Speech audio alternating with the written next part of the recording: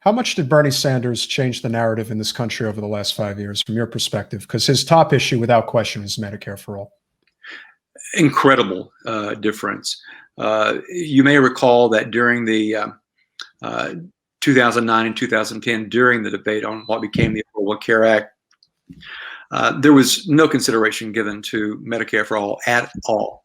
There was plenty of support for it, but members of Congress were not at all willing to even have a hearing on single-payer health care. In fact, some advocates were actually thrown out of a Senate hearing and put in jail for protesting, and justifiably so, because they were given no consideration. I wonder if our friend Medea Benjamin was one of those people. Wow. It wouldn't surprise us. You know. I don't know if you're familiar with Medea Benjamin. She's an amazing anti-war advocate, but she's definitely somebody who would advocate for universal health care. And we're proud to say that she's down here in Miami. Yeah. About Florida. Yeah. But back to your question, because of Bernie Sanders and his years of advocacy, and by running for president, he changed the narrative. We would not have Pramila Jayapal, you mentioned her earlier, the support that she has been able to get for her legislation. More than half of the Democratic caucus have signed on as co-sponsors. He made a huge difference, and he made sure that healthcare was a major campaign topic, and I can't give him enough credit for the work that he has done and continues to do. And as chair of the budget committee, he wields now an enormous amount of influence, more than ever, in the Senate. I do think that there's two possibilities going forward. I'm not sure which is going to be the most successful. I do think that what we are seeing, I would assume you're familiar with Whole Washington, their attempt to push forward a statewide healthcare initiative. Because like you said, it's going to be very hard on Capitol Hill to really get this done. But I do think in maybe some of the more less entrenched states, like if you're attempting to do single payer healthcare in a state like Florida, a state like Texas, it's obviously, it's a losing battle, if you will. But I do think if you attempt to do it in states with the right population and the right amount of progressives and moderates compared to, Dixiecrat-like Democrats and obviously hardened conservatives who preach austerity, I do think we're getting close to the point where maybe something like a statewide initiative would be where we would break through. It's ultimately where cannabis was able to break through. I think that's probably what will ultimately happen with healthcare. I think it'll be the same states. Probably so. I think it very likely could as well, too. The West Coast may lead the way, or it could be New York. It could be some of the other states. I absolutely support the efforts in Washington. And I know that there are a lot of Medicare for all or single payer supporters in California and Oregon and Washington.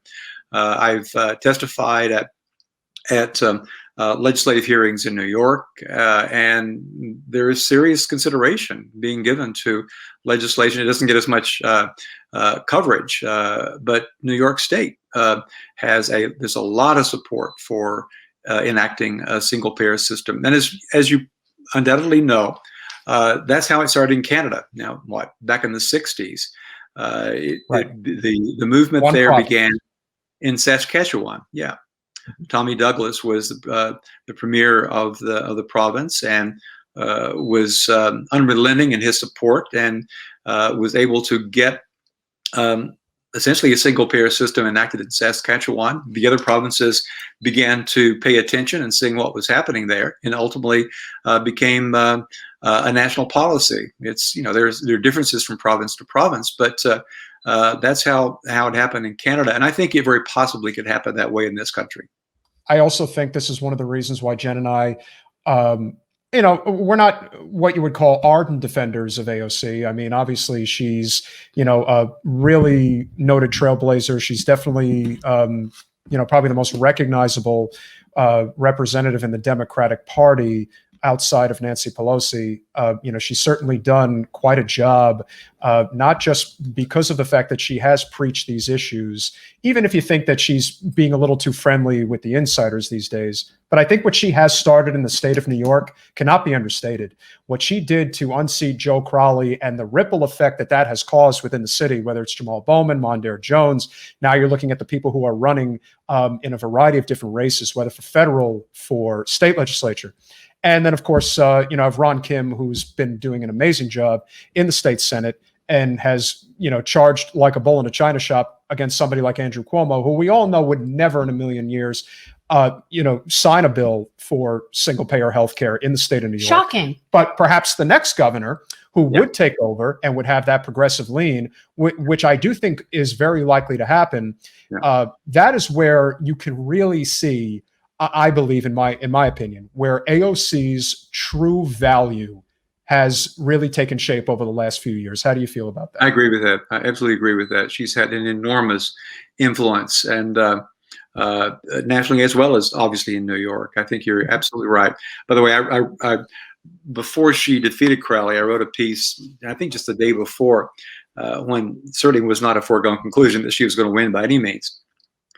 I looked at the campaign contributions that the Democrats were taking from the political action committees of the big insurance companies, and Crowley was right at the top. He was one of the insurance industry's favorites, even though he was so-called progressive. The insurance industry, every single one of the big for-profits, the political action committees gave money to Crowley. So that just gives you an understanding of how the insurance industry operates. And it was just extraordinary that she was able to defeat him without any PAC money, without any corporate money at all. That is where, I think a lot of people really, if there's one area where I think a lot of people rightfully so, direct their ire at AOC, and it is validated, is whether or not she's actually doing enough to try to bring up new candidates. One thing we always try to do is pay it forward and give as much attention to anybody who's running on a non-corporate platform. I mean, to me, the biggest impediment to any type of success, period, is corporate special interest money.